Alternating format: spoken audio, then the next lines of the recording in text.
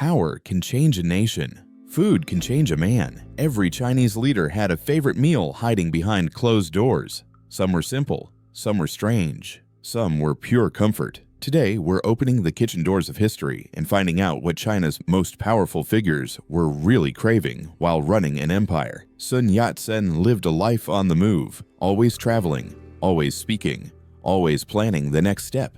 And with all that motion, his food had one job: keep him light, keep him sharp, keep him ready. His favorite meals were clean and simple: steamed fish with ginger, clear broths with leafy greens, soft tofu with soy and sesame oil, bowls of plain rice that let the dish do the talking. Nothing loud on the plate, nothing heavy in the stomach. He came from Guangdong, so southern Chinese flavors followed him everywhere. Lighter cooking, less oil, fresh ingredients. He believed food worked like fuel, not a reward. A good meal was one that gave strength without slowing you down. While others held banquets, Sun preferred quiet tables, small portions, warm soup, a little fish, a little rice, simple vegetables. He felt that overeating made the mind dull and the body lazy.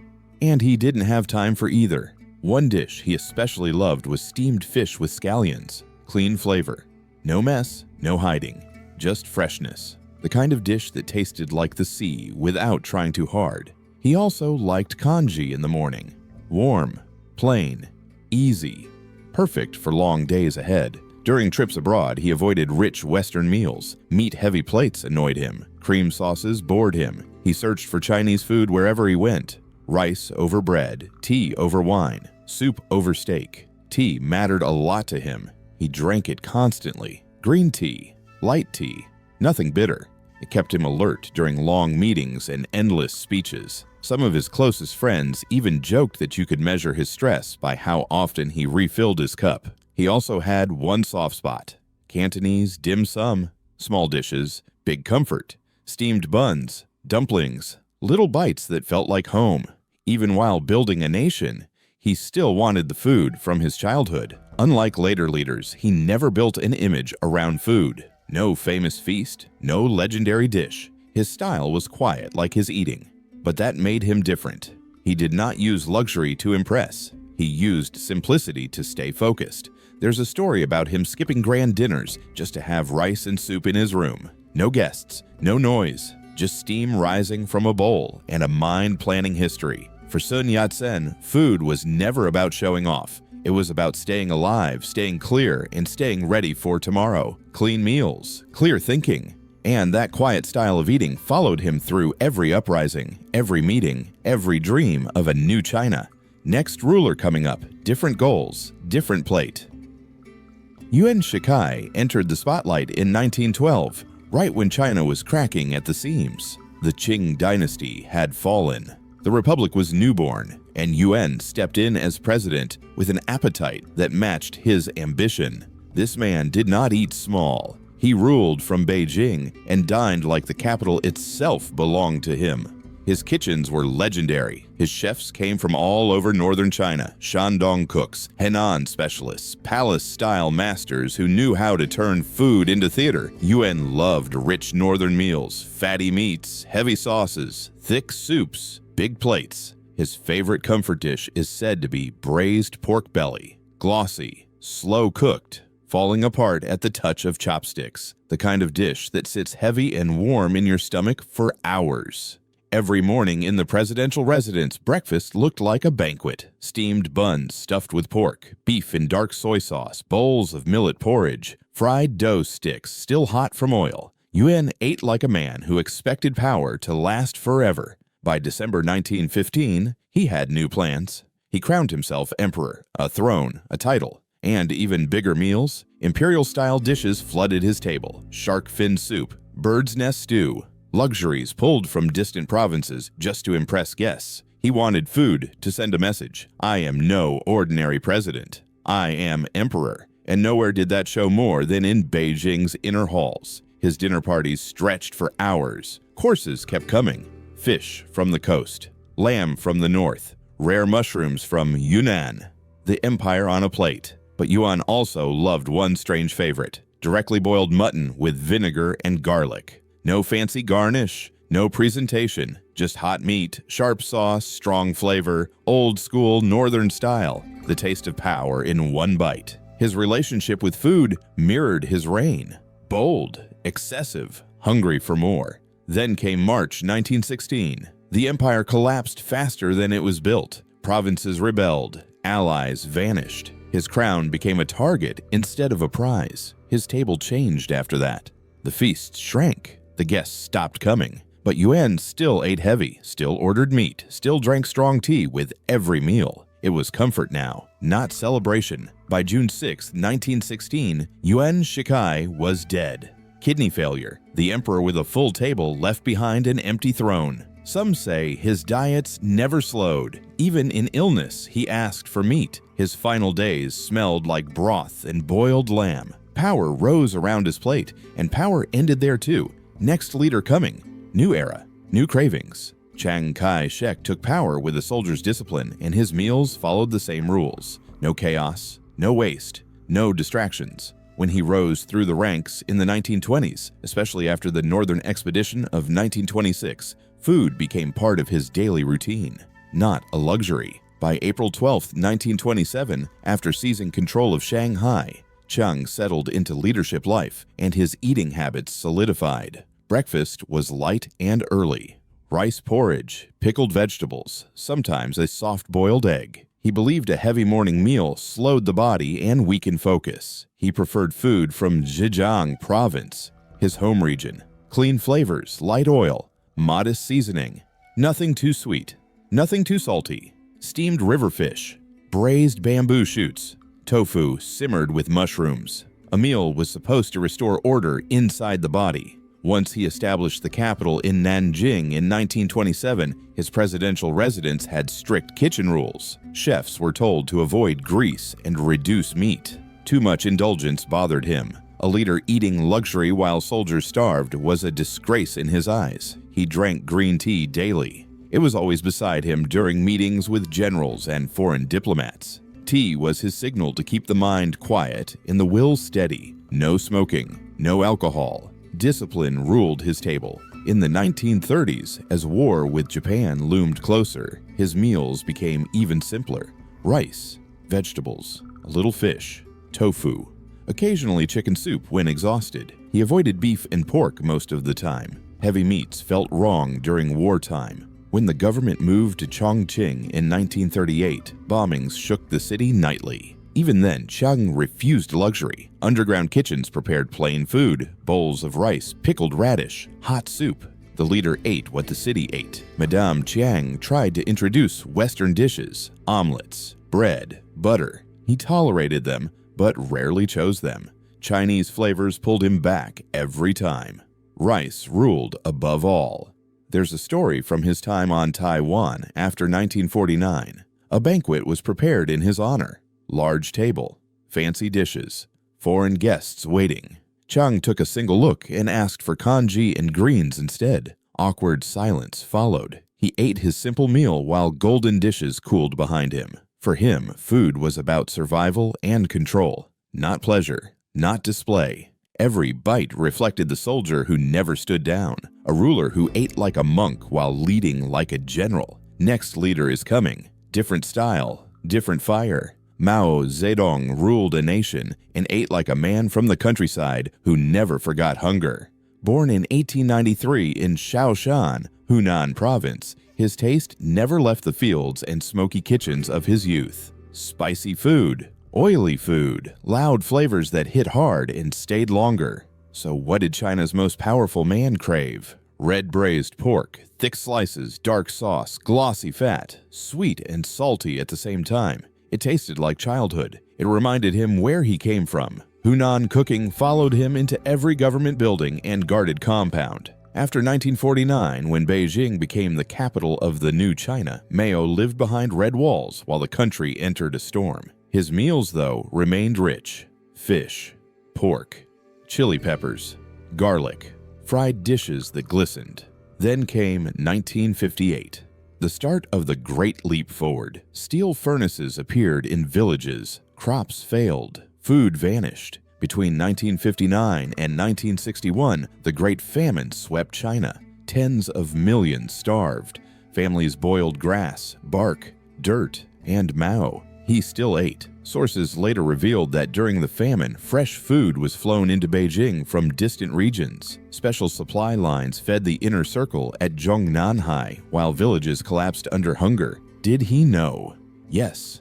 Did it stop his dinners? No. Historians say his favorite pork dish never left the table, even as reports came in describing entire provinces without food, even as children collapsed in fields, even as graves filled. Ask yourself this: can you enjoy a full belly while a nation starves? During late-night meetings, Mao snacked fruit, nuts, meat, tea. He worked late, he ate late, and China paid the price early. In the Cultural Revolution of 1966, chaos returned. Purges, fear, parades. Fame posters replaced privacy. But in Mao's rooms, dinner stayed warm. Doctors worried about his health.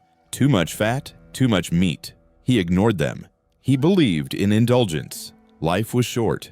Power even shorter. Another odd detail, he disliked brushing his teeth. He believed tea cleaned the mouth better than toothpaste, so while others brushed, Mao swished, back in Hunan style. By the time he died in 1976 in Beijing, his body was weak, but his taste never changed. Pork followed him to the end, from peasant dishes to private banquets, from hunger to silence, from revolution to routine.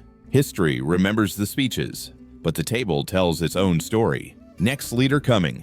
The kitchen changes again. Zhou Enlai walked differently from the others, quieter, lighter, calmer, and his plate looked the same. Born in 1898, he rose to real power after 1949 in Beijing when the new government took control. While others built images with big speeches and bigger parades, Zhou built trust through presence. And food played its own small role in that. He ate simply, always. Rice, vegetables, soup, a little fish when it was available. He avoided heavy dishes. He disliked waste.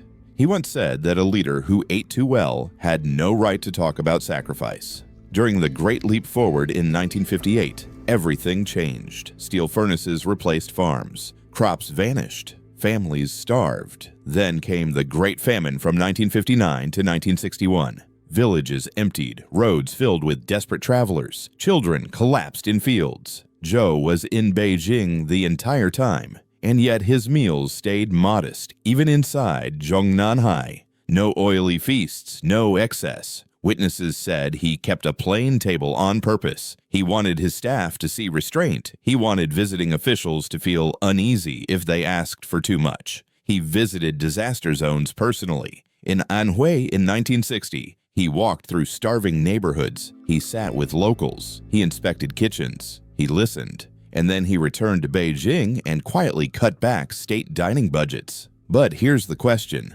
Was it enough? Could simple meals make up for 1,000,000 empty bowls? Zhou often skipped food during long meetings. Sometimes he forgot to eat entirely. His assistants would remind him. He would wave them away. Food became low priority to him. Stability ruled everything. He preferred Eastern Chinese flavors from Jiangsu province. Light sauces, soft textures, delicate taste, clear soups made him happy. Not because they were cheap, because they were quiet. He drank tea daily, always warm, always nearby. Tea meant thinking time. During state dinners with foreign leaders, Zhou followed protocol but never indulgence. He tasted, he smiled. He returned to Reese afterward. He once hosted a dinner for Mao Zedong during the famine years. Records say Zhou barely touched meat that night. Guests noticed. Some saw restraint, some saw guilt. In 1966, the Cultural Revolution shook everything again. Zhou stayed standing while others fell. His food never changed. His sleep rarely came. By the time illness caught him in the early 1970s, doctors begged him to eat more. He refused rich food even then. Zhou died in 1976 in Beijing. Crowds filled the streets, flowers covered the ground, and people remembered one thing. The man who ruled lightly also ate lightly. Next leader coming. Different flavors, different future. Deng Xiaoping survived what crushed others. Purges, exile, silence, and hunger never left his memory. Born in 1904, he came from Sichuan, a land of spice and bold flavor. As a young man, he ate simple village food like rice, pickled vegetables, and chili oil. Meals had heat and backbone, food that woke you up. Then came crisis years. Shortages spread in the late 1950s and early 1960s. People feared empty bowls and rations ruled daily life. Deng was inside Beijing during those years. Food was thin and choices were fewer. His diet became about endurance, not enjoyment. Hunger stayed with him even when supply returned. Then came 1966, the Cultural Revolution. Deng fell hard. Public attacks and job loss followed fast. Forced silence came next. His son was thrown from a building in Beijing and left disabled for life. Deng vanished from public life. Sent away from power, sent to factory labor in Jiangxi province. No privilege, no protection, just work and daily discipline. Meals were plain and functional. Rice, greens, and vegetables. Food for survival, not comfort. There were no ceremonies and no relief for years. Then came resurrection. In 1978, Deng stepped back into control and China changed direction overnight. New markets opened, foreign trade returned, cities grew, money flowed, and food came back. So, what did Deng choose now? Still simple meals, rice remained king and soup stayed close. Sichuan vegetables filled his plate. He liked spice, but not luxury. Flavor mattered, excess did not. Chili paste stayed nearby. Noodles tasted better with heat, and dumplings needed fire. Spice reminded him that life still moved. Tea was always present. Light tea, green tea. Meetings stretched into hours, and tea kept his mind clear. Unlike other leaders, he did not turn food into legend. No famous dish carried his name. No public obsession. No table used for performance. He never showed off with banquets. But pause here for a second. After exile, poverty, and humiliation, what does food become? Comfort, control, or simply habit? When China's economy exploded in the 1980s, restaurants filled and menus grew thick. Cities ate again with excitement. Deng did not join the feast. He watched quietly and ate modestly. Visitors noticed the restraint. While others reached for rich dishes, Deng reached for rice. While waitstaff waited, he was already finished. His appetite mirrored his leadership. Direct, practical, and waste-free. He died in 1997 in Beijing. By then, China had changed completely. Night markets glowed, streets overflowed with steam and sound, and the nation learned to eat again. And the man who reopened China's kitchen left it still loving rice. Jiang Zemin entered national power during one of the tensest moments in modern China. Born on August 17, 1926 in Yangzhou, Jiangsu province, he grew up surrounded by careful cooking and gentle flavors. The Jiangsu region was known for balance rather than heat, polish rather than power. Those tastes stayed with him for life. After the events of June 4, 1989 in Beijing, China's leadership changed fast. Jiang was elevated from Shanghai Party Secretary to the top seat. By November 9, 1989, he became General Secretary. He moved from a regional leader to the man in charge of the whole country almost overnight, and observers quickly noticed that his food preferences matched his temperament. Orderly, predictable, calm. Jiang preferred Eastern Chinese cooking, steamed fish, river shrimp, clear soups, soft tofu, light sauces, nothing drowning in oil, nothing overloaded with spice. His meals were built around seafood and vegetables, with rice always on the side and tea never far from reach. He disliked greasy meat and rarely chose beef or pork when fish was available. As China entered the 1990s, restaurants reopened and business dinners became louder and longer. Buffets reappeared and flashy banquets returned to major cities.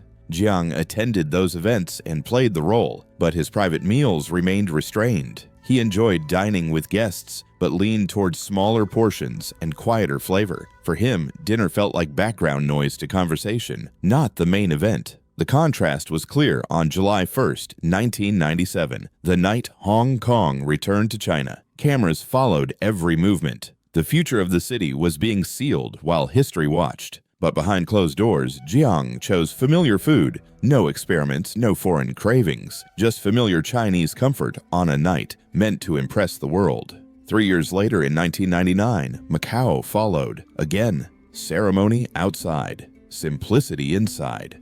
By 2002, Jiang began stepping back. By 2004, all official titles were gone. Retirement followed quietly, and the food never changed. Soup, fish, vegetables, rice, tea. In later years, visitors noticed his dinners stayed soft and controlled. He talked more than he ate. Stories flowed more than wine. Food came second to conversation. Then came November 30th, 2022. Jiang Zemin passed away at age 96. Hu Jintao never looked like a man who cared much about food. Calm face, quiet voice, no drama. And that same energy followed him straight into the dining hall. Born in 1942 in Taizhou, Jiangsu, he grew up around plain cooking. Light flavors, simple rice dishes, soup that warmed instead of showing off. Food, to him, always felt like fuel, not a trophy. By 2002, Hu stepped into the top job. And from day one, his meals stayed boring in the best way. He liked home-style food the most: steamed fish, stir-fried greens, tofu, rice that smelled fresh. He didn't chase bold flavors or big plates. You'd never see him swim through chili oil or drown food in sauce. He kept it quiet. Tea was always nearby. Light tea, warm tea. Meetings could run for hours, and tea was the loyal sidekick. He also had a soft spot for noodles. Nothing fancy, just long strands, warm broth, and a little salt. Simple food for a stressful job. When China boomed in the 2000s, cities went wild. Buffets got taller, malls got brighter, foreign food flooded in. Burgers, steak, coffee in tall cups. Who didn't care? He stayed loyal to Chinese comfort food. Rice beat bread every time. Soup beat soda every time.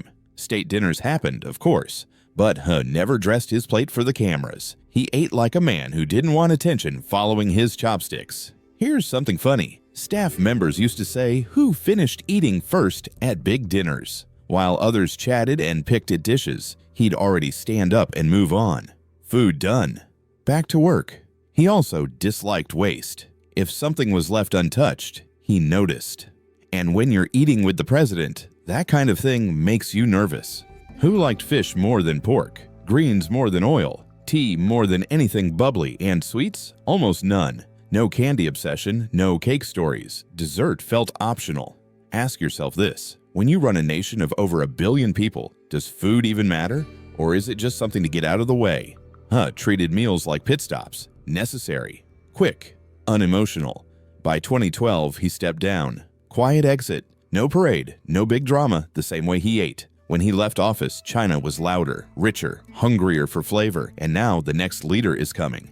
And this one has a very different relationship with food. What do you think his favorite dish is? Xi Jinping's story starts far from bright halls and red carpets. It starts in 1953 in Beijing, then drops straight into dust and hardship. In 1969, as a teenager, he was sent down to Liangjiahe village in Shaanxi during the Cultural Revolution. No comfort, no status, just dirt floors, cold winters, and empty stomachs. Food there was survival. Corn porridge, flatbread, wild vegetables, sweet potatoes when lucky. Meat was a rumor. Oil was rare. Hunger was normal. And that village changed him. Locals said he learned how to cook early. He washed rice, chopped vegetables, and prepared simple meals for the families he lived with. Food meant teamwork and staying alive. Years later, he climbed out of that cave village and never forgot the taste of shortage. By 2012, Xi reached the top and became general secretary. A year later, in 2013, he became president. From a mud village to the highest seat in China.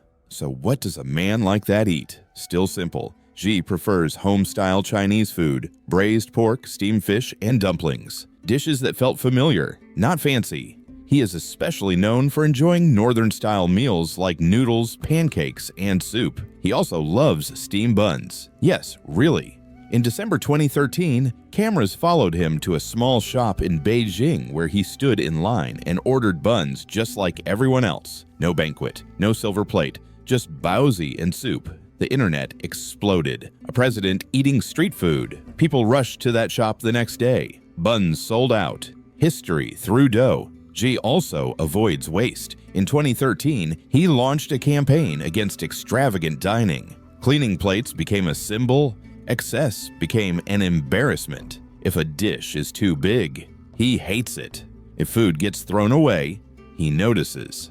During state visits, he still chooses Chinese dishes over foreign ones. Rice beats bread, tea beats wine. Familiar flavor beats flashy taste. Here's the real question. After caves and hunger, can luxury ever compete with memory? Most say no. Friends report that she eats fast and eats quietly. He does not linger. Food stays fuel, not theater. Even during high-level meetings, his meals remain basic. Soup, rice, 1 or 2 dishes. No endless courses, no drama, just function. From Shanxi soil to Beijing marble, his menu barely changed. He knows hunger, and hunger never forgets you back. So while China grows richer and plates grow heavier, Xi keeps his light. A leader shaped by empty bowls. A president who still orders like a village boy. And the table finally goes quiet. Thanks for staying until the last bite. And if you're into Chinese history, culture, food, consider subscribing to this channel.